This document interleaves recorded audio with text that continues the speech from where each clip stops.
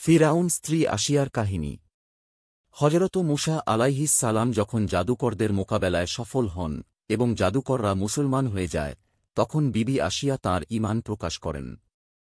ফিরআউন ক্রুদ্ধ হয়ে তাঁকে ভীষণ শাস্তি দিতে চাইল।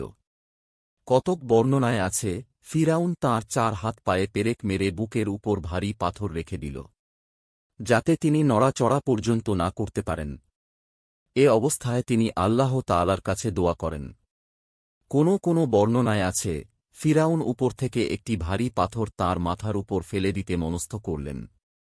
তখন তিনি মহান আল্লাহর দরবারে এই দোয়া করেন, হে আমার পালনকর্তা!